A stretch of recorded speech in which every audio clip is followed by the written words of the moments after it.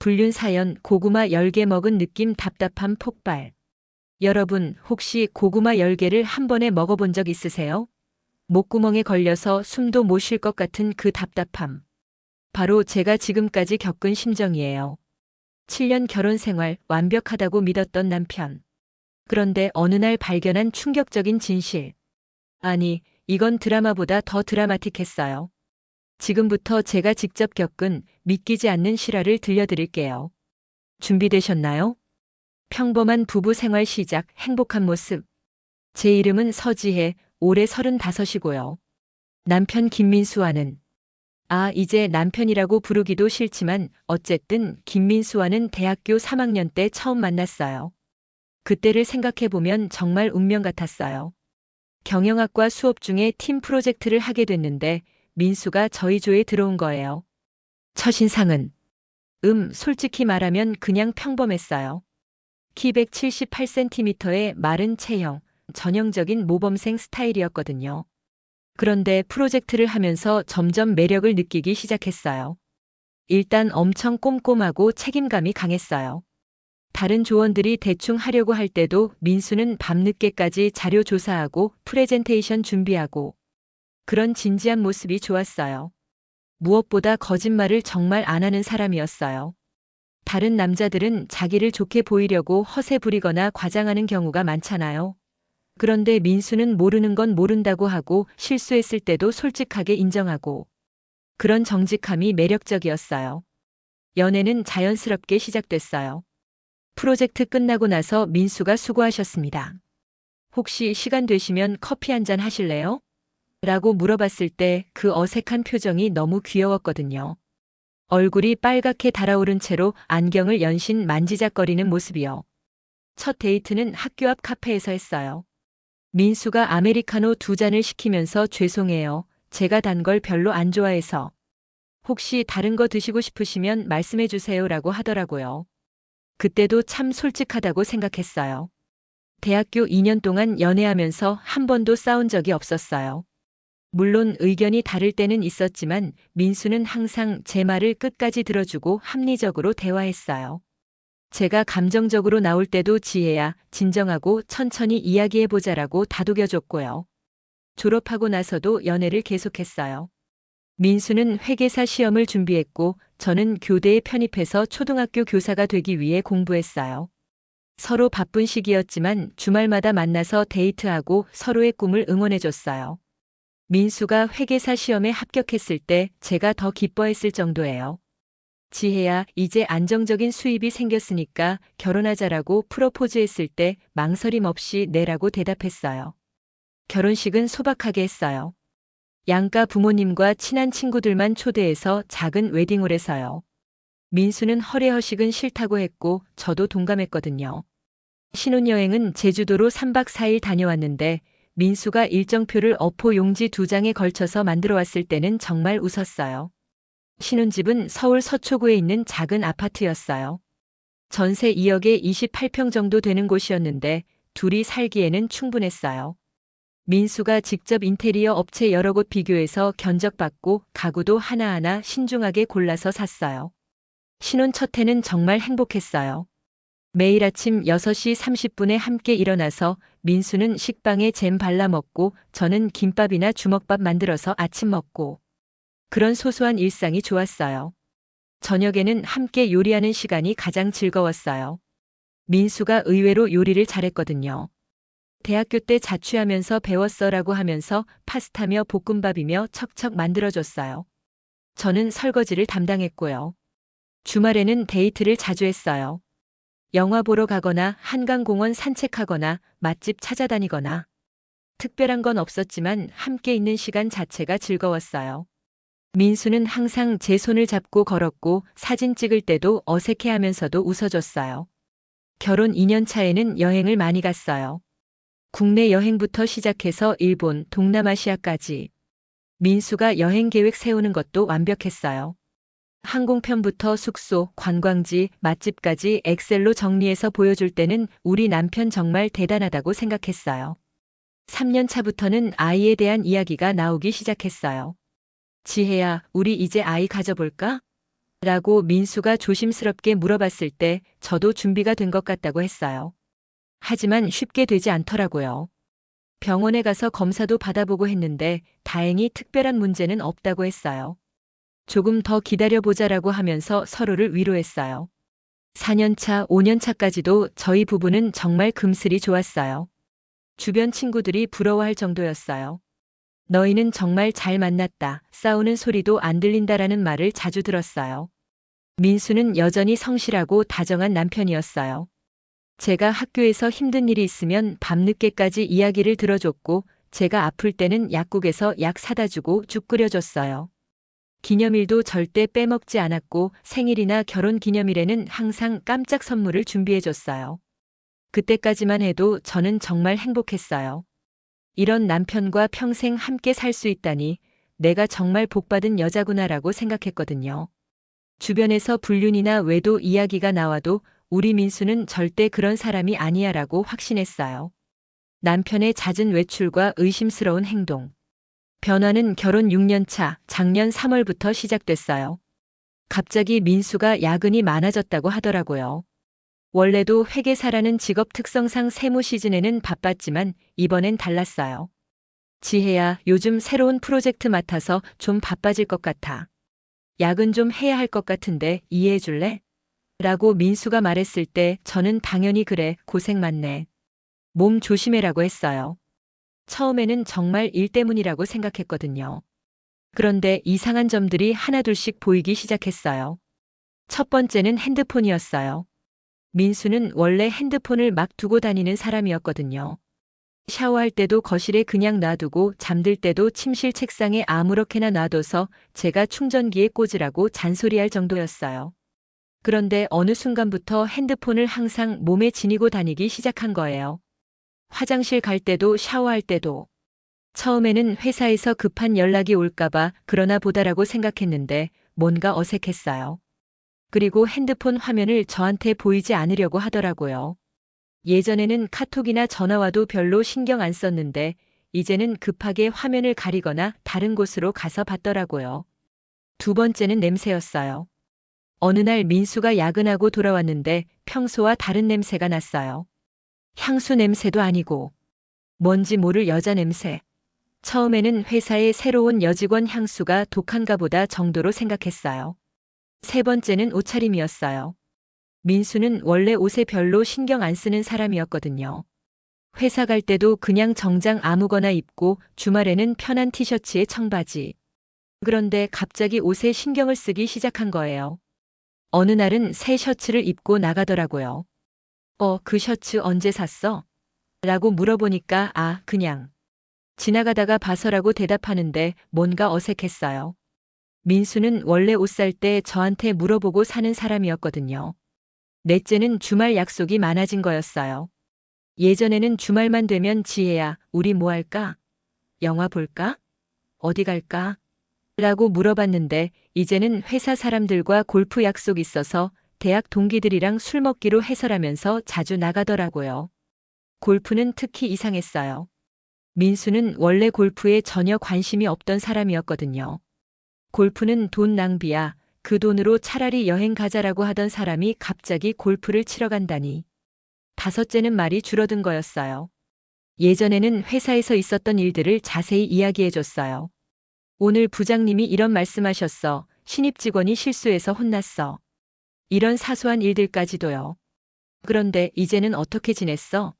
라고 물어봐도 그냥 바빴어. 별일 없어라는 대답뿐이었어요. 더 자세히 물어보면 피곤하다라면서 대화를 피하더라고요. 여섯째는 스킨십이 줄어든 거였어요. 민수는 원래 스킨십을 좋아하는 편이었어요. 소파에서 드라마 볼 때 제 어깨에 기대고 잘 때도 꼭 안고 자고. 그런데 어느 순간부터 거리를 두기 시작한 거예요. 제가 먼저 안아주려고 해도 어색해하면서 슬쩍 피하더라고요. 요즘 왜 이래? 아픈 데 있어?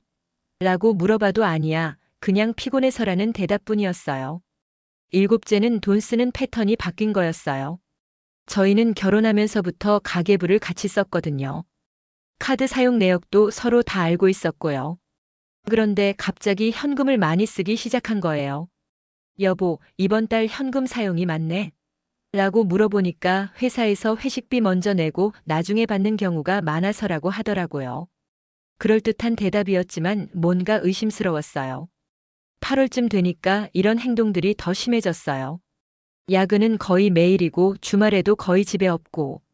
제가 요즘 너무 바쁜 것 아니야? 몸 망가져라고 걱정하면 곧 끝날 거야 라고만 하더라고요. 그러던 어느 날 민수가 샤워하러 들어간 사이에 핸드폰에서 알림음이 계속 울리는 거예요.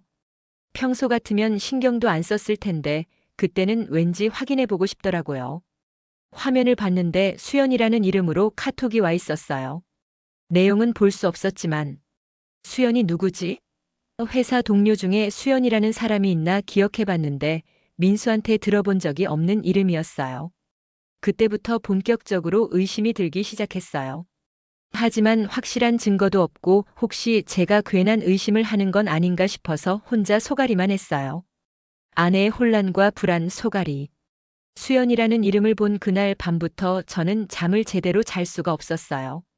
옆에서 자고 있는 민수를 보면서 이 사람이 정말 바람을 피우는 걸까? 라는 생각이 머릿속을 떠나지 않았어요. 아침에 일어나서도 평소처럼 행동하려고 노력했지만 자꾸 어색해지더라고요. 민수야, 커피 마셔라고 건네주는데도 목소리가 떨렸어요. 다행히 민수는 신문을 보느라 제 변화를 눈치채지 못한 것 같았어요. 학교에 가서도 집중이 안 됐어요. 아이들이 선생님 어디 아프세요? 라고 물어볼 정도로 멍하게 있었나 봐요. 수업 중에도 자꾸 딴 생각이 들더라고요. 수연이 누구지? 회사 동료일까? 아니면 점심시간에 같이 일하는 선배 교사인 은정 언니한테 고민을 털어놓을까 하다가 그만뒀어요. 아직 확실한 것도 아닌데 괜히 소문이 날 수도 있고 무엇보다 민수에 대한 믿음이 남아 있었거든요. 그날 오후에는 더 이상 참을 수 없어서 민수한테 전화를 걸어봤어요. 여보, 뭐해? 아, 지혜야. 회의 중이야. 무슨 일 있어? 아니야, 그냥. 오늘도 늦어? 응, 미안해. 9시쯤 들어갈 것 같아. 그래. 수고해. 전화를 끊고 나니까 더 답답해졌어요. 평소 같으면 사랑해, 고생했어, 이런 달달한 말을 했을 텐데 목소리가 너무 딱딱하더라고요. 집에 와서도 가만히 있을 수가 없었어요. 청소를 하다가 민수 옷장을 정리하게 됐는데 새로 산 셔츠가 몇 벌 더 있는 거예요. 가격표를 보니까 평소보다 비싼 브랜드더라고요. 언제 이런 옷들을 샀지? 그리고 정장 주머니에서 영수증을 발견했어요. 강남에 있는 레스토랑 영수증이었는데 2인분 식사값이었어요. 날짜를 보니까 민수가 야근한다고 했던 날이었고요. 그때 정말 머리가 하얘지는 기분이었어요. 손이 떨려서 영수증을 제대로 잡을 수도 없었고. 이건 뭐지? 누구랑 먹은 거지? 저녁에 민수가 돌아왔을 때 영수증 이야기를 할까 하다가 참았어요. 혹시 정말 회사 일로 거래처 사람과 식사한 걸 수도 있잖아요. 하지만 그렇다면 왜 말하지 않았을까요? 어떻게 지냈어? 라고 민수가 물어봤을 때 저는 그냥 평소와 같이라고 대답했어요. 정말 하고 싶은 말은 당신 요즘 왜 이래? 혹시 다른 여자 있어? 였지만 차마 입 밖으로 내뱉을 수는 없었어요. 그날 밤에도 잠이 안 왔어요. 민수는 금방 잠들었는데 저는 새벽 3시까지 뒤척였어요. 옆에서 자는 민수를 보면서 이 사람이 정말 나를 속이고 있는 걸까? 라는 생각만 계속 들었어요. 다음 날부터는 민수의 행동을 더 자세히 관찰하기 시작했어요. 아침에 준비할 때 평소보다 꼼꼼히 외모를 챙기는 것 같았고 향수도 새로 샀더라고요. 새 향수 샀네? 라고 물어보니까 아, 기존 거 떨어져서라고 하는데 기존 향수는 아직 반 이상 남아 있었거든요. 며칠 후에는 더 충격적인 일이 있었어요. 민수가 샤워하는 동안 핸드폰을 확인해 봤는데 아, 정확히는 확인하려고 했는데 암호가 걸려 있는 거예요. 민수는 원래 핸드폰에 암호를 안 거는 사람이었거든요. 뭘 숨길 게 있다고 암호를 걸어라면서 저한테 핸드폰 보여주는 것도 자연스러웠는데 갑자기 암호를 건 이유가 뭘까요? 그때 정말 가슴이 쿵 내려앉는 기분이었어요. 이제는 확신에 가까워졌어요. 이 사람 정말 바람 피우고 있구나. 하지만 여전히 확실한 증거는 없었어요. 민수한테 직접 물어볼까도 생각해봤지만 만약 제가 잘못 생각한 거라면 어떡하죠? 7년 결혼 생활에서 쌓인 신뢰를 한순간에 무너뜨릴 수도 있고 그 고민 때문에 정말 미칠 것 같았어요. 낮에는 평소처럼 웃으면서 아이들 가르치고 저녁에는 민수랑 자연스럽게 대화하려고 노력하고 하지만 속으로는 계속 의심하고 있으니까 얼마나 힘들었는지 몰라요. 밥맛도 없어지고 체중도 3kg나 빠졌어요. 친구들이 지혜야, 너 요즘 왜 이렇게 말랐어? 다이어트 해? 라고 물어볼 정도였어요. 다이어트는 무슨 스트레스로 밥을 못 먹겠는데. 가장 힘든 건 밤 시간이었어요.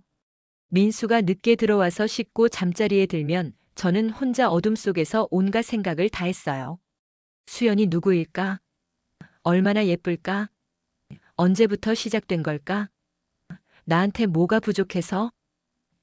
그러면서도 한편으로는 혹시 내가 너무 예민한 건 아닐까? 라는 생각도 들었어요. 결혼 생활 7년이면 권태기가 올 수도 있고 일이 바빠서 그럴 수도 있고 제가 괜한 의심을 하는 건 아닐까요? 그런 혼란 속에서 한 달을 더 보냈어요. 한 달 동안 저는 정말 지옥 같은 나날을 보냈어요. 겉으로는 평소와 같은 아내, 평소와 같은 교사였지만 속으로는 매일매일이 전쟁 같았어요. 남편의 불륜 사실 확인 충격. 진실을 알게 된 건 9월 어느 토요일이었어요. 민수가 또 골프 간다고 나간 날이었죠. 평소 같으면 집에서 드라마 보거나 친구들이랑 만날 텐데 그날은 왠지 나가고 싶더라고요. 친구 수진이한테 전화해서 언니, 오늘 강남 쪽에서 쇼핑할래요? 라고 했어요. 별다른 목적은 없었어요. 그냥 집에 있으면 또 이상한 생각만 할 것 같아서. 수진이 언니와 강남역에서 만나서 백화점을 돌아다니다가 점심을 먹으러 레스토랑가에 갔어요. 그런데 그때였어요. 길 건너편에서 익숙한 뒷모습이 보이는 거예요. 민수였어요. 골프복이 아니라 평상복을 입고 여자와 함께 걸어가고 있었어요. 처음에는 설마 했어요. 골프 치러 간다고 했는데 왜 여기 있지? 그리고 옆에 있는 여자는 누구지? 언니, 잠깐만요. 저는 수진이를 붙잡고 길 건너편을 가리켰어요. 저기, 저 사람 우리 민수 아니에요? 수진이도 눈을 찌푸리며 봤어요. 정말 민수 같은데? 근데 옆에 있는 여자는 누구야? 그 순간 정말 머리가 하얘졌어요. 민수는 그 여자와 자연스럽게 팔짱을 끼고 걸어가고 있었거든요. 그것도 아무렇지 않게 마치 연인처럼. 따라가 봐요. 제가 말했을 때 목소리가 떨리고 있었어요. 수진이는 지혜야 진정해. 혹시 회사 동료일 수도. 라고 했지만 저는 이미 확신하고 있었어요. 저희는 멀리서 따라갔어요. 민수와 그 여자는 카페에 들어갔고 저희는 맞은편 카페에서 지켜봤어요. 유리창 너머로 보이는 두 사람의 모습. 정말 충격적이었어요. 그 여자는 저보다 어려 보였어요. 한 27, 28세 정도? 긴 생머리에 화사한 화장, 예쁜 원피스를 입고 있었어요. 무엇보다 민수가 그 여자를 보는 눈빛이 제가 알던 민수가 아니었어요. 평소에 저한테 하지 않던 스킨십을 그 여자한테는 자연스럽게 하고 있었어요. 손을 잡고 머리를 쓰다듬고 심지어 뺨에 뽀뽀까지. 7년 결혼 생활 동안 밖에서 그런 스킨십을 해본 적이 없던 민수가요. 지혜야. 수진이가 제 손을 잡았어요. 제가 너무 심하게 떨고 있었거든요. 일단 진정하고. 하지만 진정할 수가 없었어요. 눈앞에서 펼쳐지는 상황이 믿어지지 않았거든요. 제가 알던 성실하고 진실한 남편이 다른 여자와 데이트를 하고 있다니. 1시간 정도 지켜본 후에 두 사람이 카페를 나왔어요. 그리고 택시를 타고 어디론가 가더라고요. 저는 바로 따라가고 싶었지만 수진이가 말렸어요. 지혜야, 지금은 너무 흥분한 상태야. 일단 집에 가서 생각을 정리하자. 집에 돌아와서도 저는 정신이 없었어요. 소파에 앉아서 멍하니 있다가 갑자기 울음이 터져 나왔어요. 7년 동안 쌓아온 믿음과 사랑이 한순간에 무너지는 기분이었어요. 오후 6시쯤 민수가 돌아왔어요. 골프복을 입고 골프채까지 들고 와서는 다녀왔어. 오늘 스코어가 별로였네라고 하더라고요. 그 순간 정말 화가 치밀어 올랐어요. 저 앞에서 그렇게 뻔뻔하게 거짓말을 하다니. 하지만 바로 따지지는 않았어요. 일단 더 확실한 증거를 잡고 싶었거든요. 그래, 고생했어. 샤워하고 저녁 먹자. 평소와 같이 행동하려고 노력했지만 목소리가 떨리고 있었어요. 다행히 민수는 피곤한지 별로 신경 쓰지 않는 것 같았어요. 저녁을 먹으면서도 계속 그 장면이 머릿속을 떠나지 않았어요. 카페에서 손을 잡고 있던 모습, 그 여자를 바라보던 민수의 따뜻한 눈빛. 그런 눈빛으로 언제부터 저를 보지 않았을까요? 밤에 민수가 먼저 잠들고 나서 저는 혼자 거실에 나와 앉았어요. 그리고 오늘 본 것들을 정리해 봤어요.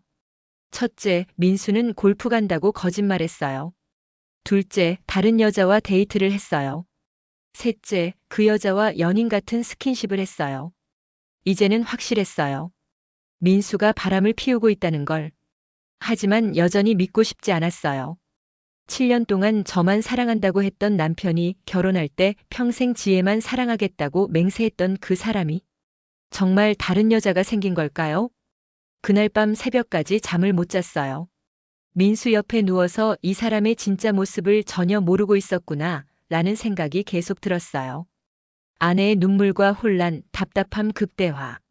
그 다음 주부터 저는 정말 지옥 같은 나날을 보냈어요. 확실한 증거를 본 이상, 이제는 의심이 아니라 확신이었거든요.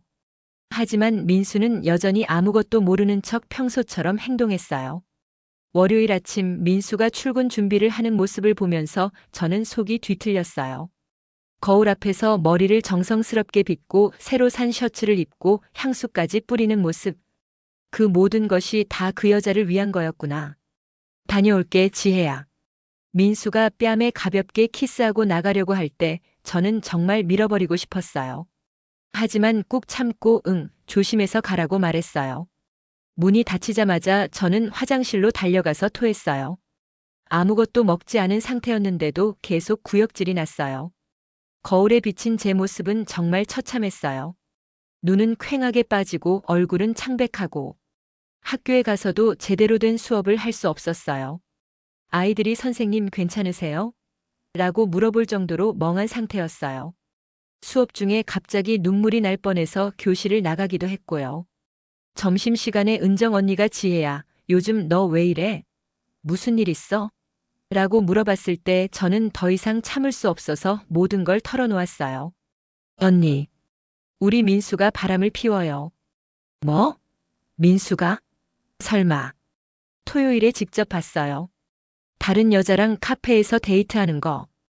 은정 언니는 정말 놀란 표정이었어요. 민수를 잘 아는 사람이었거든요. 학교 행사 때마다 와서 도와주고 언니한테도 항상 예의 바르게 인사하고. 그런 민수가 바람을 피운다니 믿기 어려웠을 거예요. 지혜야, 혹시 오해는 아닐까? 회사 동료나 친척일 수도. 아니에요, 언니. 손도 잡고 뽀뽀도 하고. 연인 관계가 확실해요. 이야기를 하면서 또 눈물이 나왔어요. 말로 하니까 더 현실감이 들더라고요. 그럼 이제 어떻게 할 거야? 모르겠어요. 어떻게 해야 할지. 은정 언니는 제 손을 잡으면서 일단 더 확실한 증거를 잡아야 할 것 같은데. 그리고 혼자 결정하지 말고 가족들과도 상의해봐라고 조언해줬어요. 하지만 가족들한테 어떻게 말하겠어요?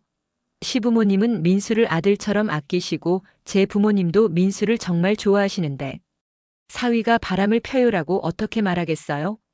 그날 저녁에 민수가 또 늦는다고 연락이 왔을 때 저는 정말 미칠 것 같았어요. 회사 회식이 있어서 늦을 것 같아. 먼저 자라는 문자를 보는데 손이 떨렸어요. 회식이 아니라 그 여자와 만나는 거겠죠. 제가 집에서 혼자 기다리고 있는 동안 민수는 다른 여자와 즐거운 시간을 보내고 있을 거고. 그날 밤에는 정말 한잠도 못 잤어요. 민수가 새벽 1시에 들어왔는데 또 그 냄새가 났어요. 여자 향수 냄새. 이제는 확실히 알 수 있었어요. 어떻게 지냈어? 민수가 침대에 들어오면서 물어봤을 때 저는 그냥 라고만 대답했어요. 정말 하고 싶은 말은 당신이나 어떻게 지냈는지 묻고 싶다였지만 화요일에는 더 충격적인 일이 있었어요.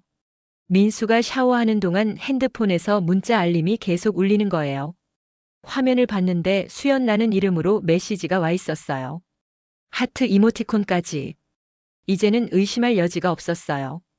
수연이라는 여자가 바로 그 여자였고 둘 사이는 상당히 진전된 관계였던 거죠. 그때 정말 가슴이 찢어질 것 같았어요. 7년 동안 제 연락처에는 하트 같은 이모티콘 하나 없었는데 그 여자한테는 하트를 붙여서 저장해뒀다니. 수요일에는 민수가 이번 주말에 회사 워크샵이 있어서 1박 2일로 갈 것 같아라고 하더라고요. 워크샵이라니. 이제는 거짓말도 대담해졌네요. 어디서 해? 라고 물어보니까 춘천 쪽이야. 펜션에서라고 하더라고요. 그럼 그 여자도 함께 가는 건가요? 둘이서 1박 2일을. 생각하기도 싫었어요. 하지만 계속 상상하게 되더라고요. 민수와 그 여자가 함께 춘천에 가서 펜션에서. 아, 정말 미치겠어요. 목요일에는 친구 수진이가 지혜야, 너 요즘 너무 이상해. 혹시 무슨 일 있어? 라고 걱정해서 저도 모든 걸 털어놓았어요. 수진아. 민수가 바람을 피워. 뭐? 진짜? 토요일에 너랑 있을 때 봤잖아. 그 여자가 수연이라는 사람이야. 핸드폰에 하트까지 붙여서 저장해뒀더라고. 수진이는 정말 충격받은 표정이었어요. 지혜야, 그럼 이제 어떻게 할 거야? 바로 따져야 하는 거 아니야? 그래야 하는 건 알겠는데. 어떻게 말을 꺼내야 할지 모르겠어. 그리고 혹시 제대로 된 증거 없이 따졌다가 오히려 더 교묘하게 숨길 수도 있고. 그렇긴 하지만. 지혜야, 너 이러다가 몸 망가져. 며칠 사이에 완전히 다른 사람이 됐어. 정말 그랬어요. 거울을 볼 때마다 깜짝 놀랄 정도로 초췌해져 있었어요. 체중은 일주일 사이에 또 2kg 빠져서 옷이 헐렁해질 정도였고요. 금요일 저녁 민수가 짐을 싸는 모습을 보면서 저는 정말 극한의 분노를 느꼈어요. 새로 산 옷들을 가방에 넣고 면도기며 화장품이며 평소보다 훨씬 신경 써서 준비하는 모습. 다 그 여자를 위한 거였거든요. 잘 다녀와. 현관에서 민수를 배웅할 때 저는 정말 가지 마라고 소리치고 싶었어요. 하지만 꾹 참고 미소를 지으려고 노력했어요. 지혜야, 혼자 집에 있기 심심하면 친구들이랑 만나고 그래. 내일 저녁에 들어올게. 그렇게 민수가 나간 후 저는 정말 무너졌어요. 거실 바닥에 주저앉아서 한참 동안 울었어요. 7년 결혼 생활이 이렇게 끝나는 건가요? 그 주말이 정말 지옥 같았어요. 혼자 집에 있으면서 계속 상상하게 되더라고요. 지금쯤 민수는 어디서 뭘 하고 있을까? 그 여자와 함께. 토요일 밤에는 정말 견딜 수 없어서 민수한테 전화를 걸어봤어요. 여보, 뭐 해? 아, 지혜야. 회사 사람들이랑 술 마시고 있어. 시끄럽지? 뒤에서 노래방 소리가 들렸어요. 정말 회사 사람들이랑 있는 것 같았어요. 그런데 그게 더 화가 났어요. 거짓말에 거짓말을 더해가면서. 그래. 너무 늦게까지 하지 마. 응, 알겠어. 사랑해. 사랑해라니. 그 말을 들으니까 더 속이 쓰렸어요. 지금 다른 여자와 함께 있으면서 저한테 사랑한다고 하다니. 일요일에 민수가 돌아왔을 때 저는 정말 다른 사람이 된 기분이었어요. 일주일 동안의 스트레스와 분노, 배신감이 절정에 달해 있었거든요. 다녀왔어. 워크샵 어땠어? 라고 물어봤을 때 민수는 그냥 그랬어. 피곤하네라고 하더라고요. 피곤하다고요? 사랑하는 사람과 즐거운 시간 보내고 와서 피곤하다고요? 그때 정말 폭발할 뻔했어요. 하지만 마지막으로 한 번 더 확인해 보고 싶었어요. 정말 확실한 증거를 잡고 나서 모든 걸 끝내고 싶었거든요. 주변 가족과 친구의 반응, 공감과 충격. 결국 저는 더 이상 혼자 감당할 수 없어서 가장 믿을 만한 사람들한테 도움을 요청하기로 했어요. 먼저 친언니한테 전화를 걸었어요.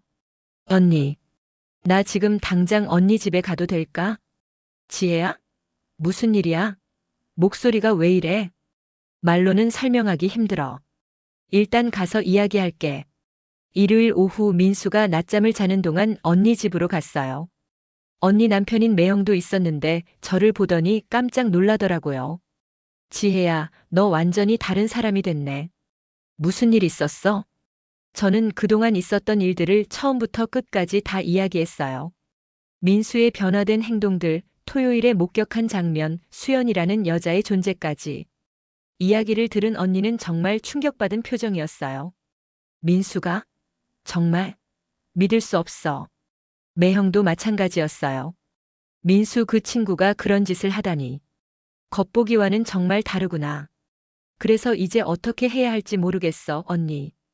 바로 따져야 할까? 아니면 더 확실한 증거를 잡아야 할까? 언니는 한참 생각하더니 지혜야, 일단 확실한 증거부터 잡아야 할 것 같아. 지금 상황으로는 민수가 발뺌할 수도 있고, 그리고 법적인 문제도 생각해야 하니까. 매형도 동의했어요. 맞아, 지혜야. 분류는 법적으로도 문제가 되니까 증거를 확실히 잡아놓는 게 좋을 것 같아. 사진이나 동영상 같은 것들 말이야.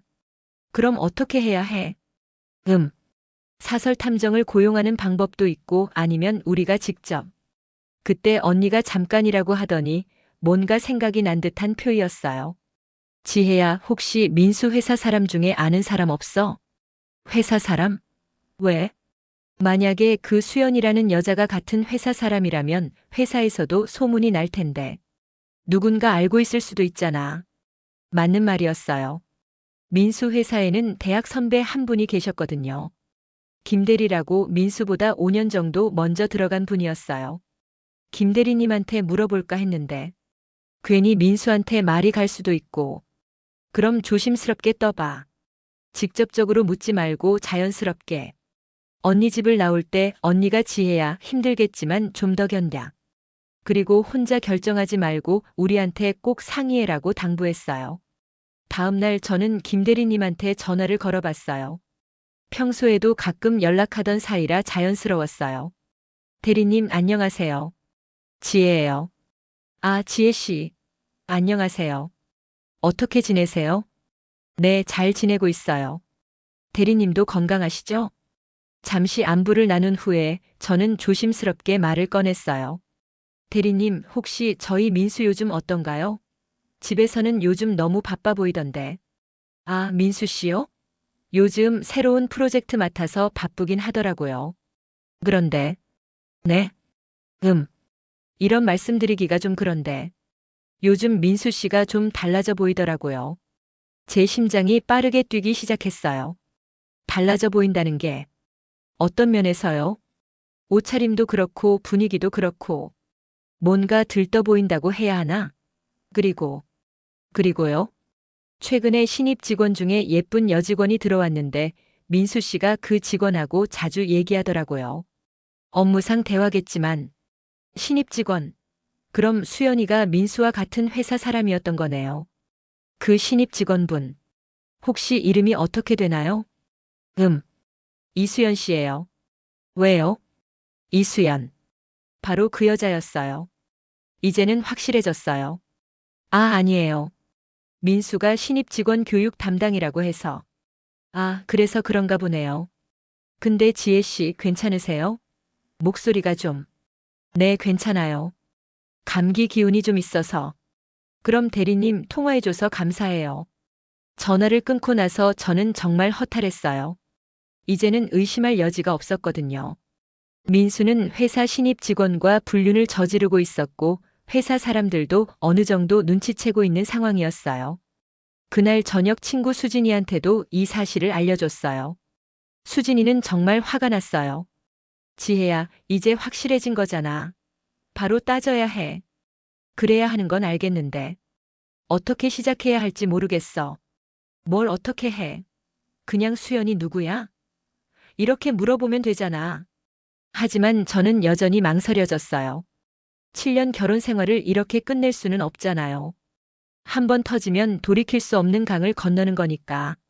다음 날에는 은정 언니한테도 최신 상황을 알려줬어요.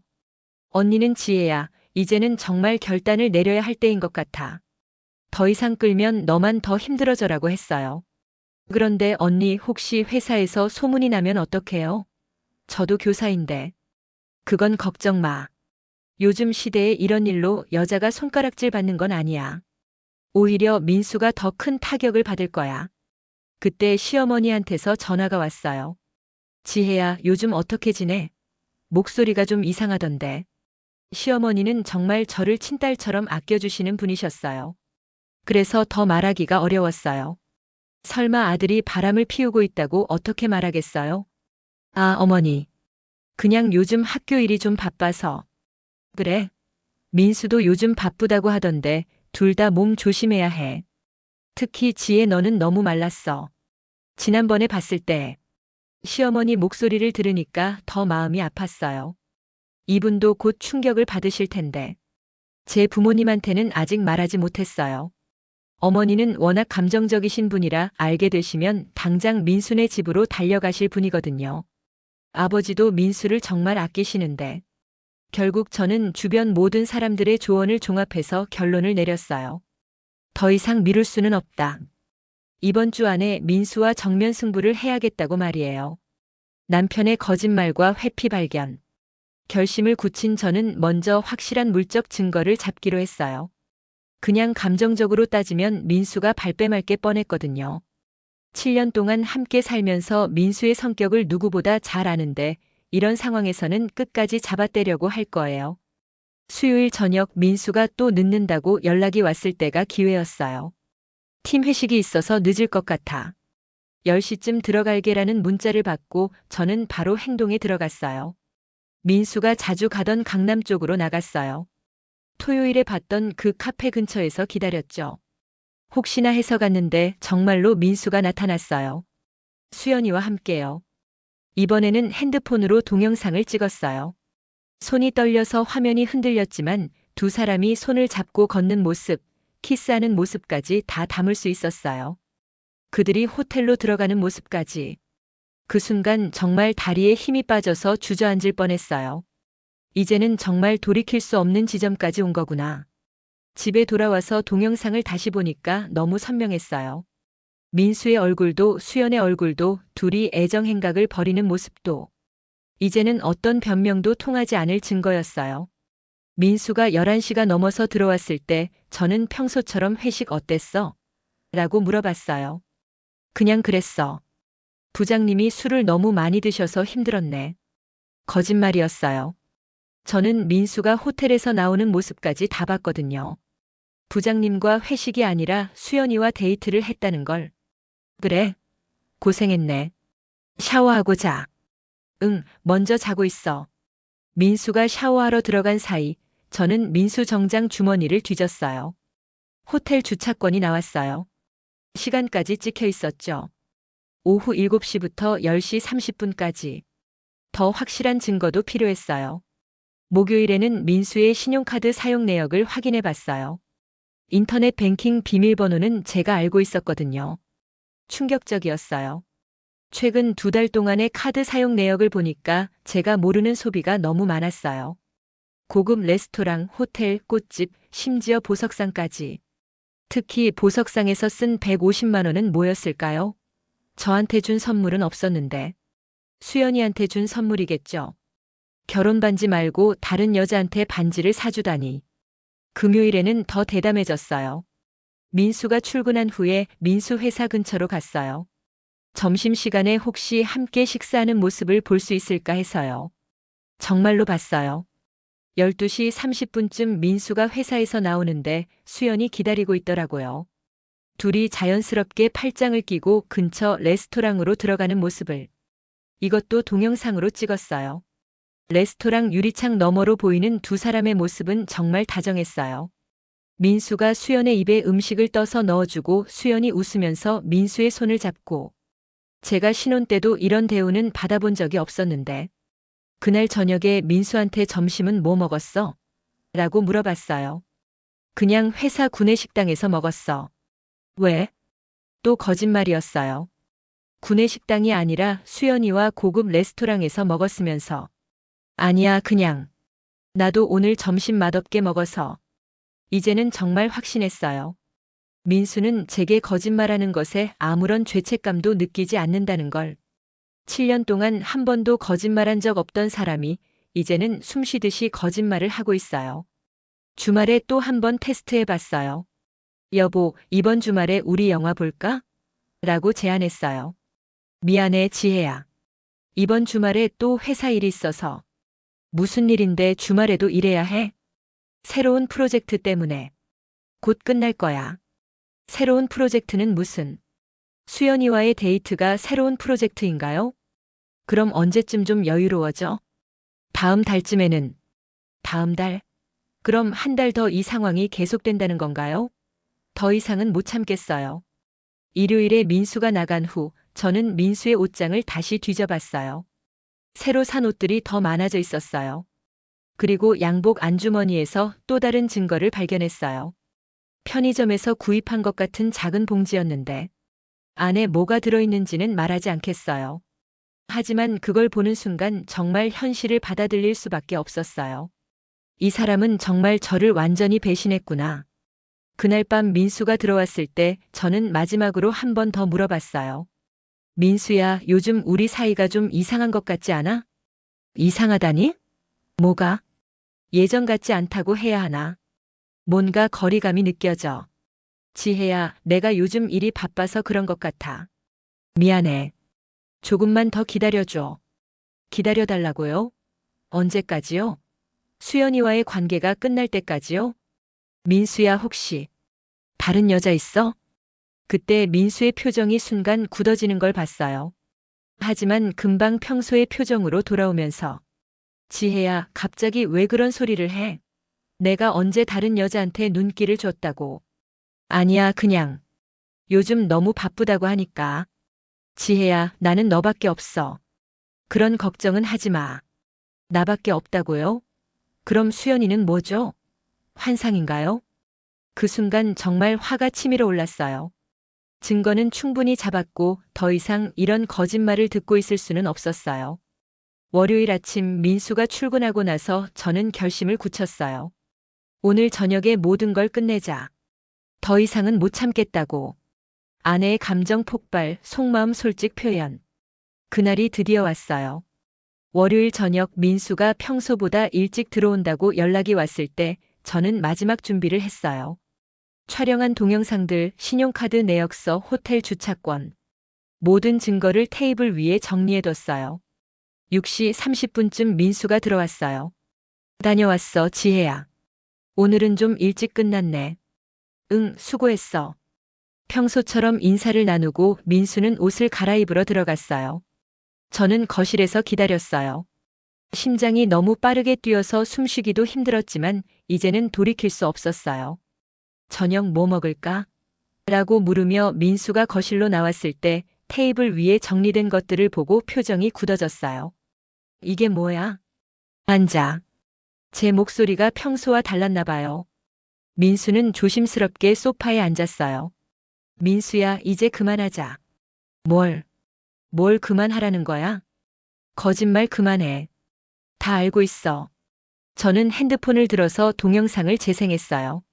민수와 수연이 손을 잡고 걷는 모습, 키스하는 모습, 호텔로 들어가는 모습. 민수의 얼굴이 창백해졌어요. 지혜야, 이건 뭐야? 설명해봐. 이건 오해야. 그 사람은 그냥 회사 동료고. 회사 동료와 호텔에 가? 회사 동료와 키스해? 지혜야, 진정해. 이건 정말 오해야. 오해라고요? 저는 신용카드 내역서를 민수 앞에 던졌어요. 이것도 오해야? 보석상에서 150만 원, 고급 레스토랑에서 수십만 원. 이것도 다 회사 일이야? 민수는 할 말을 잃고 있었어요. 그리고 이것도 봐. 호텔 주차권을 보여줬어요. 지난주 수요일 너 회식한다고 하던 날. 실제로는 수연이와 호텔에 있었잖아. 지혜야. 이수연.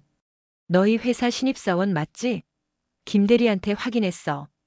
이제 민수는 완전히 당황한 상태였어요. 더 이상 발뺌할 수 없다는 걸 깨달았나 봐요. 그때 갑자기 7년 동안 쌓인 모든 감정이 폭발했어요. 김민수. 7년이야, 7년. 우리가 함께한 게 7년이야. 저는 소리를 지르면서 일어섰어요. 결혼할 때 뭐라고 했어? 평생 나만 사랑하겠다고 했잖아. 그게 다 거짓말이었어? 지혜야, 진정해. 진정하라고? 내가 어떻게 진정해? 내 남편이 다른 여자랑 바람을 피우는데 어떻게 진정해? 눈물이 터져 나왔어요. 그동안 참았던 모든 것들이 한꺼번에 쏟아져 나왔어요. 나는 뭐야? 7년 동안 너만 바라보고 살았는데 나는 뭐야? 지혜야. 언제부터야? 언제부터 그 여자랑 만났어? 민수는 대답하지 못했어요. 대답해. 언제부터야? 3개월 전부터야. 3개월. 생각보다 긴 시간이었어요. 3개월 동안 나를 속였다는 거야? 3개월 동안 매일 거짓말을 했다는 거야? 지혜야, 미안해. 미안하다고? 미안하다는 말로 끝나? 저는 민수에게 다가가서 가슴을 쳤어요. 7년이야. 7년을 어떻게 미안하다는 말 한마디로 끝내려고 해? 지혜야, 정말 미안해. 나도 어떻게 이렇게 된 건지. 어떻게 이렇게 됐냐고. 내가 선택한 거잖아. 그 여자를 선택한 거잖아. 민수는 고개를 숙인 채 아무 말도 하지 못했어요. 그 여자가 뭐가 좋아? 내가 뭐가 부족해서? 말해봐.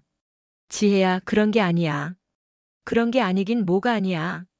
분명히 그 여자가 나보다 예쁘고 어리고 매력적이니까 바람을 핀 거잖아. 대답해. 그 여자가 뭐가 좋다는 거야? 민수는 여전히 대답하지 못했어요. 아니, 대답할 수 없었겠죠. 어떤 대답을 해도 저한테 상처가 될 테니까. 나는 정말 바보였어. 저는 주저앉으면서 울었어요. 7년 동안 너만 믿고 살았는데, 너만 사랑했는데. 지혜야.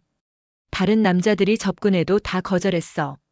너밖에 없다고, 너 아니면 안 된다고. 그런데 너는? 미안해, 정말 미안해. 미안하다고 하지 마. 미안하다는 소리 듣기 싫어. 저는 일어서서 민수를 똑바로 봤어요. 김민수, 나한테 한 번이라도 진심이었던 적 있어? 지혜야, 그런 소리 하지 마. 아니야, 정말 궁금해. 7년 동안 나를 사랑했던 적이 단 한 번이라도 있었던 거야? 당연히 있었지. 지금도. 지금도? 지금도 나를 사랑한다고. 응. 그럼 왜 다른 여자랑 잤어? 사랑하는 아내가 있는데 왜 다른 여자랑 호텔에 갔어? 민수는 대답할 수 없었어요. 너 지금 나를 바보로 보는 거지. 이런 상황에서도 사랑한다고 하면 내가 믿을 거라고 생각하는 거지. 지혜야. 김민수, 정직하게 말해. 그 여자가 더 좋아? 대답 안 하는 게 대답이네. 저는 더 이상 참을 수 없었어요. 화장실로 뛰어가서 문을 잠그고 목 놓아 울었어요. 7년 동안 쌓였던 모든 믿음과 사랑이 한순간에 무너져 내리는 기분이었어요. 한참 후에 화장실에서 나왔을 때 민수는 소파에 앉아서 고개를 숙이고 있었어요. 지혜야, 이야기 좀 하자. 할 말이 뭐가 더 있어? 나도 혼란스러워. 정말 어떻게 이렇게 됐는지 모르겠어. 혼란스럽다고. 3개월 동안 계획적으로 바람을 피워놓고 혼란스럽다고. 그게 아니야. 처음에는 정말 그냥 업무상. 또 거짓말이야. 업무상 관계가 호텔까지 가? 민수는 할 말을 잃었어요. 김민수, 이제 결정해. 나를 선택할 거야? 그 여자를 선택할 거야? 지혜야, 당연히 너지. 당연히 나라고. 그럼 지금 당장 그 여자한테 전화해서 관계 끝내. 왜 안 해? 나를 선택한다면서 왜 안 해? 지혜야, 그건 좀. 역시. 진짜 선택은 그 여자인 거네. 그 순간 정말 모든 게 끝났다는 생각이 들었어요. 민수는 입으로는 저를 선택한다고 하지만 실제로는 수연을 포기할 생각이 없다는 걸 확실히 알 수 있었거든요. 좋아. 그럼 나도 결정했어. 지혜야. 이혼하자. 민수의 얼굴이 창백해졌어요. 지혜야, 그런 극단적인 게 아니야. 이미 우리 결혼은 끝났어. 내가 다른 여자를 선택한 순간 끝난 거야. 지혜야, 다시 생각해봐. 우리가 7년 동안. 그래, 7년 동안 함께 했어. 그런데 너는 그 7년을 3개월 만에 다 버렸잖아. 민수는 아무 말도 할 수 없었어요. 내일부터 넌 여기서 나가. 이 집에서 더 이상 함께 살 수 없어. 지혜야. 그리고 변호사 선임할 거야. 위자료도 청구할 거고. 그렇게 그날 밤 저는 민수에게 모든 진실을 털어놓고 제 마음을 솔직하게 표현했어요. 7년 결혼 생활이 그렇게 끝나는 순간이었어요. 문제 해결을 위한 고민과 결심. 그날 밤 민수는 집을 나갔어요. 생각할 시간을 달라고 하면서요. 하지만 저는 이미 결심이 섰어요. 더 이상 함께 살 수 없다는 걸. 다음 날부터 저는 본격적으로 이혼 준비에 들어갔어요. 먼저 변호사를 찾아갔어요. 가족법 전문 변호사인 김 변호사님께 상담을 받았죠. 부인, 불륜 증거가 아주 확실하네요. 동영상, 신용카드 내역, 호텔 이용 기록까지. 이 정도면 위자료 청구에 전혀 문제 없습니다. 위자료는 어느 정도 받을 수 있을까요? 남편분 소득이나 재산 규모를 봐야겠지만 보통 5천만 원에서 1억 원 정도는 가능할 것 같습니다. 5천만 원에서 1억 원. 7년 결혼 생활의 대가가 그 정도라니 씁쓸했어요. 그리고 재산 분할도 가능하고요. 현재 아파트가 전세라고 하셨죠? 전세금과 그동안 모은 예금, 적금 등을 반반씩 나누시면 됩니다. 변호사님과 상담을 마치고 나니까 마음이 좀 정리되는 것 같았어요. 적어도 법적으로는 제가 피해자라는 게 명확했고 정당한 보상을 받을 수 있다는 것도 확인했으니까요. 그날 저녁에 언니한테 전화를 걸어서 상황을 알려줬어요. 지혜야, 잘했어. 더 이상 참을 필요 없어. 언니, 그런데 이혼하고 나서 어디서 살아야 할지. 일단 우리 집에 와. 그리고 천천히 생각해보자. 언니의 따뜻한 말에 눈물이 났어요. 그래도 가족이 있다는 게 얼마나 든든한지. 수요일에는 민수가 전화를 걸어왔어요. 지혜야, 만나서 이야기 좀 하자. 할 말 없어. 제발. 한 번만. 결국 저는 만나기로 했어요. 집 근처 카페에서요. 민수는 많이 초췌해져 있었어요. 며칠 사이에 살이 빠지고 수염도 제대로 안 깎은 것 같았어요. 지혜야, 정말 미안해. 미안하다는 말 말고 다른 할 말 있어? 나 수연이랑 끝냈어. 끝냈다고? 응. 어제 만나서 정리했어. 더 이상 만나지 않기로 했어. 하지만 저는 믿을 수 없었어요. 진심으로 끝낸 건지 아니면 당분간만 피해 있는 건지. 그래서 우리 다시 시작하면 안 될까? 다시 시작? 응. 내가 정말 잘못했어. 앞으로는 절대 이런 일 없을 거야. 저는 민수를 똑바로 봤어요. 이 사람이 정말 진심인지 확인하고 싶었어요. 민수야, 솔직히 말해. 수연이랑 헤어진 이유가 뭐야? 뭐라는 거야? 내가 알아서? 아니면 정말로 나를 선택해서? 민수는 대답하지 못했어요. 그걸로 답은 명확했죠. 역시 그렇구나. 나한테 들켜서 어쩔 수 없이 헤어진 거지. 지혜야. 김민수, 나는 바보가 아니야. 만약에 내가 모르고 있었다면 계속 만났을 거 아니야? 그리고 지금도 마음속으로는 그 여자를 생각하고 있을 거야. 민수의 표정을 보니까 제 말이 맞다는 걸 알 수 있었어요. 미안해, 민수야. 나는 세컨드 초이스가 될 수 없어. 지혜야, 그게 아니야. 맞아. 나는 내가 정말로 원하는 사람이 아니야. 그냥 들켜서 어쩔 수 없이 돌아온 거잖아. 저는 자리에서 일어났어요. 이혼 절차는 변호사를 통해서 진행할게. 더 이상 직접 연락하지 마. 지혜야. 민수가 붙잡으려고 했지만 저는 돌아보지 않았어요. 그날 밤 저는 부모님께 전화를 드렸어요. 더 이상 혼자 감당할 수 없었거든요. 아빠, 엄마. 제가 이혼하려고 해요. 뭐? 지혜야, 갑자기 무슨 소리야? 민수가 바람을 폈어요. 어머니는 전화 너머에서 울음을 터뜨리셨어요. 그 나쁜 놈이. 어떻게 우리 지혜한테. 아버지는 화가 나셨지만 침착하게 말씀하셨어요. 지혜야, 일단 집에 와. 그리고 자세한 이야기 듣고 어떻게 할지 결정하자. 부모님의 따뜻한 말씀을 듣고 나니까 마음이 조금 편해졌어요. 혼자가 아니라는 생각이 들었거든요. 목요일에는 시부모님한테도 말씀을 드려야겠다고 생각했어요. 아무래도 저쪽 가족들도 알 권리가 있잖아요. 시어머니께 전화를 드렸어요. 어머니, 죄송한 말씀을 드려야 할 것 같아요. 지혜야? 무슨 일이야? 민수가 다른 여자와 관계를 가지고 있어요. 뭐라고? 그게 무슨 소리야? 증거도 다 있어요. 더 이상 함께 살 수 없을 것 같아요. 시어머니는 한참 동안 말씀을 못 하시더라고요. 그러다가 지혜야, 일단 집에 와. 어머니가 민수한테 제대로 된 말을 해야겠어라고 하셨어요. 그날 오후에 시댁에 갔을 때 시부모님의 표정은 정말 심각했어요. 시아버지는 평소에 말씀이 별로 없으신 분인데 그날은 정말 화가 나신 것 같았어요. 지혜야, 민수가 정말 그런 짓을 했어? 네, 아버지. 직접 목격했고 증거도 다 있어요. 저는 시부모님께 동영상과 다른 증거들을 보여드렸어요. 시어머니는 보시면서 계속 한숨을 쉬셨어요. 어떻게 이런 일이? 내가 어떻게 키웠길래? 어머니 잘못이 아니에요. 아니야, 지혜야. 내 아들이 잘못한 거야. 너한테 정말 미안해. 시어머니가 제 손을 잡고 우시는 모습을 보니까 저도 울음이 나왔어요. 이분들도 피해자나 마찬가지였거든요. 지혜야, 민수랑 이야기는 해봤어? 네, 만났는데. 그 여자랑 헤어졌다고 하면서 다시 시작하자고 하더라고요. 그럼 한 번 더 기회를. 아버지, 죄송해요. 저는 더 이상 믿을 수 없어요. 시아버지도 이해하신다는 표정이셨어요. 그래, 지혜야. 내 마음을 이해해. 우리 아들이 너무 큰 잘못을 저질렀구나. 그날 저녁에 민수가 시댁에 왔을 때 정말 큰 소동이 났어요.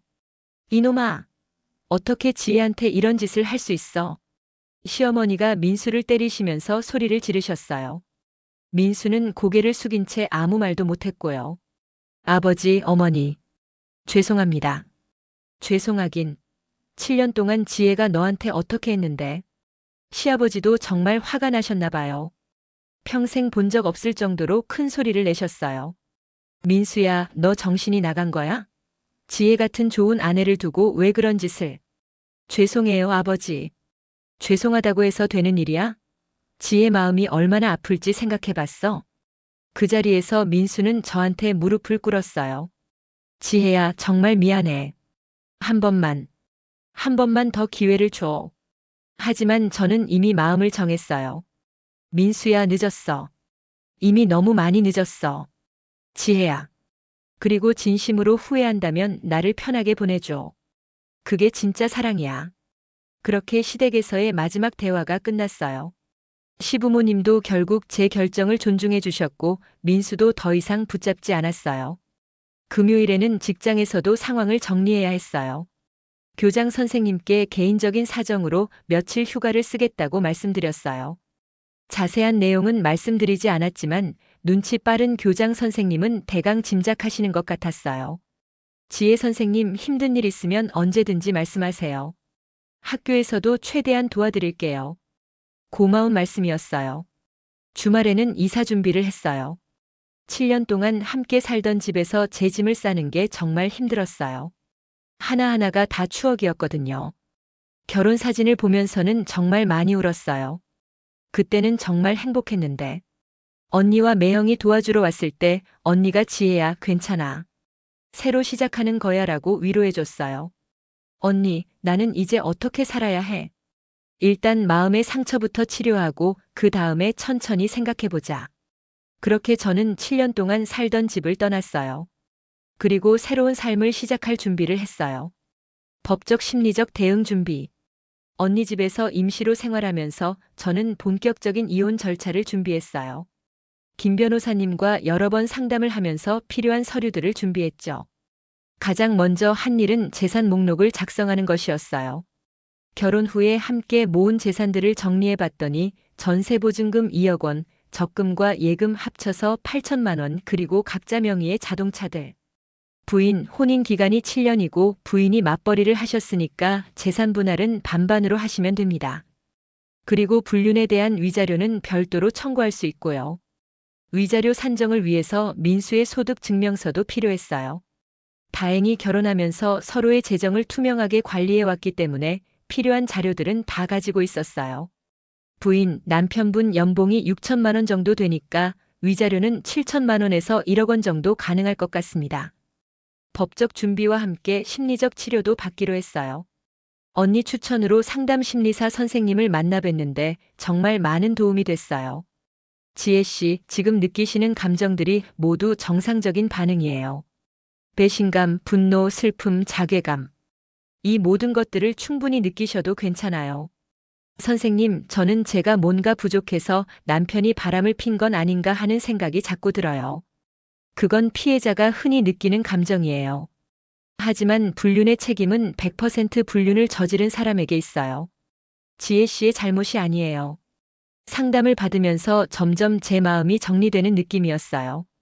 그동안 저 혼자 모든 걸 감당하려고 했는데 전문가의 도움을 받으니까 훨씬 객관적으로 상황을 볼 수 있게 됐어요.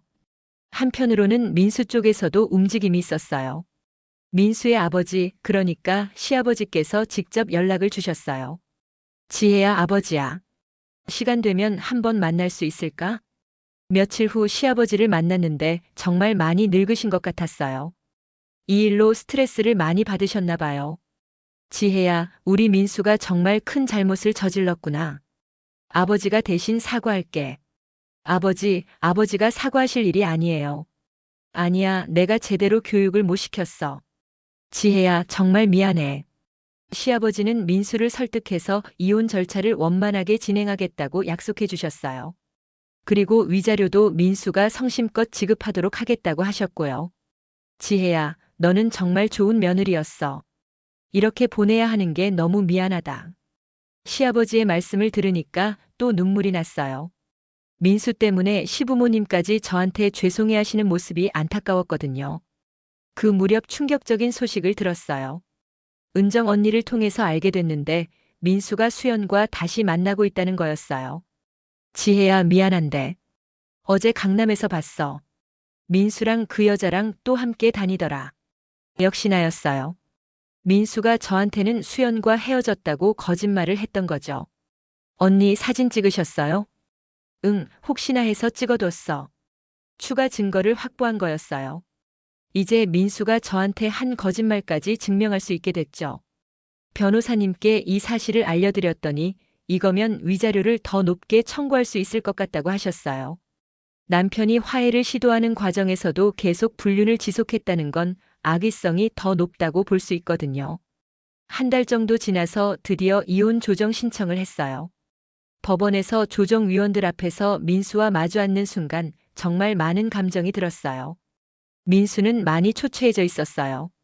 하지만 저는 더 이상 동정심이 들지 않았어요. 이혼 사유가 무엇입니까?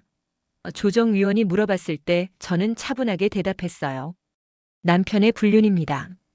증거도 모두 준비되어 있습니다. 민수는 불륜 사실을 인정할 수밖에 없었어요. 너무나 확실한 증거들이 있었거든요. 재산 분할과 위자료에 대해서는 의견이 좀 달랐어요. 민수 측에서는 위자료를 5천만 원으로 제시했는데 저희 측에서는 1억 원을 요구했어요. 조정이 결렬되면 이혼 소송으로 가야 할 수도 있습니다. 조정위원이 말했을 때 민수가 결국 8천만 원으로 합의했어요. 재산 분할은 반반씩, 위자료 8천만 원. 그렇게 7년 결혼 생활의 법적 정리가 끝났어요. 조정이 끝나고 법원을 나올 때 민수가 저를 불렀어요. 지혜야. 뭐? 정말 미안해. 행복해. 그게 저희 부부의 마지막 대화였어요. 새로운 시작과 씁쓸한 뒷이야기.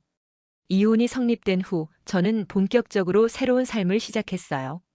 위자료와 재산 분할금으로 받은 돈으로 작은 원룸을 전세로 얻어서 혼자 살기 시작했어요. 처음 며칠은 정말 힘들었어요. 7년 동안 누군가와 함께 살다가 갑자기 혼자가 되니까 집이 너무 조용하고 적적했거든요. 저녁에 집에 들어가면 다녀왔어라고 말할 사람도 없고. 하지만 시간이 지나면서 점점 적응이 됐어요. 오히려 자유로운 느낌이 들기도 했고요. 더 이상 누군가를 의심하거나 거짓말에 속아 넘어갈 걱정을 하지 않아도 되니까. 직장에서는 동료들이 많이 도와줬어요. 제 상황을 아시는 분들이 괜찮으냐고 자주 물어봐 주셨고 혼자 먹기 싫을 때는 함께 식사도 해주셨어요. 특히 은정 언니는 정말 친언니처럼 챙겨주셨어요. 지혜야, 이제 정말 새로운 시작이야. 더 좋은 사람 만나서 행복하게 살아라고 격려해 주셨고요. 6개월 정도 지났을 때 우연히 민수 소식을 들었어요. 공통 지인을 통해서 알게 됐는데 민수가 수연과 헤어졌다는 거였어요. 뭐? 왜? 수연이 다른 남자한테 갔대. 민수보다 더 잘나고 돈 많은 남자한테. 순간 뭔가 복잡한 감정이 들었어요. 그래, 그럴 줄 알았어라는 생각과 동시에 민수에 대한 연민 같은 것도 살짝. 하지만 그것도 잠깐이었어요. 결국 민수가 선택한 길이었으니까요. 저를 배신하고 선택한 사람한테 또 배신당한 거죠. 1년이 지날 무렵 민수가 갑자기 연락을 해왔어요. 지혜야, 안녕. 잘 지내? 왜 연락해? 그냥 안부가 궁금해서. 그리고 할 말이 있어서. 할 말? 만나서 할 수 있을까? 저는 처음에 거절하려다가 궁금해서 만나보기로 했어요. 마지막으로 정리하고 싶은 마음도 있었고요. 카페에서 만난 민수는 정말 많이 변해 있었어요. 살도 빠지고 머리도 많이 새고 예전에 그 자신감 넘치는 모습은 전혀 찾을 수 없었어요. 지혜야, 정말 미안해. 내가 얼마나 큰 실수를 했는지 이제야 깨달았어. 수연이랑도 끝났어. 아니, 수연이가 날 차버렸어. 그래서 이제 와서 사과하는 거야? 아니야, 그런 게 아니라. 정말로 너한테 미안해서. 민수는 한참 동안 울었어요. 어른 남자가 사람들 앞에서 그렇게 우는 모습을 본 건 처음이었어요. 지혜야, 나는 정말 바보였어. 너 같은 좋은 사람을 두고 왜 그런 짓을 했는지.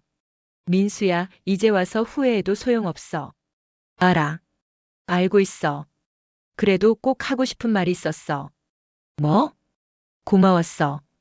7년 동안 정말 고마웠고, 너는 정말 좋은 사람이야. 다른 좋은 사람 만나서 행복하게 살아.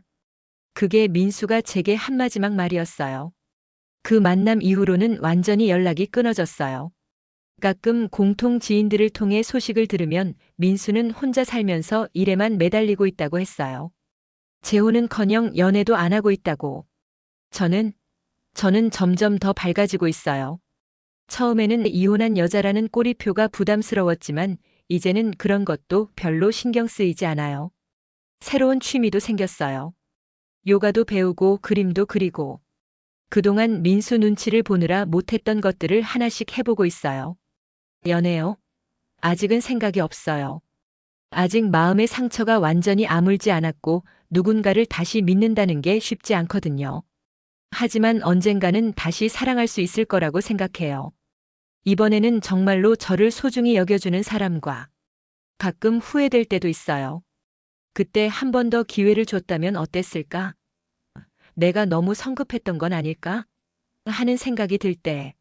하지만 그럴 때마다 생각해봐요. 만약 그때 용서했다면 나는 평생 의심하며 살았을 거라고. 그리고 언젠가는 또다시 배신당했을 거라고. 지금의 선택이 맞았다고 생각해요. 비록 혼자지만 속지 않고 당당하게 살 수 있으니까요.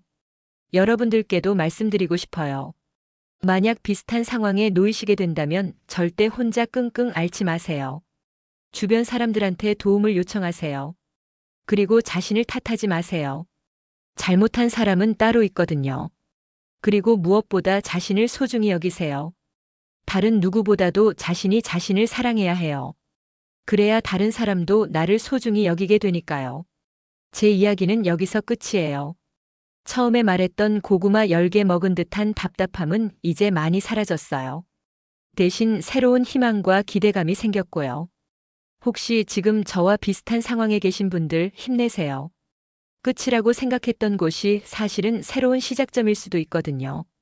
그럼 오늘 이야기는 여기서 마칠게요. 들어주셔서 감사했어요. 이렇게 해서 제 7년 결혼 생활과 이혼에 관한 이야기가 모두 끝났습니다. 고구마 10개를 한 번에 먹은 것 같은 답답함에서 시작해서 지금은 맑은 하늘을 보는 시원함을 느끼고 있어요. 인생은 정말 예측할 수 없는 것 같아요. 영원할 것 같았던 사랑도 끝나고 절망 같았던 순간도 지나가더라고요. 지금의 저는 예전보다 더 강해졌어요. 그리고 더 지혜로워졌고요. 아마 그래서 지혜라는 이름을 가진 건 아닐까 싶어요. 여러분도 어떤 어려움이 있으시더라도 포기하지 마세요. 분명히 더 좋은 날들이 기다리고 있을 거예요. 오늘 제 이야기를 끝까지 들어주셔서 정말 고맙습니다. 모두 행복하세요.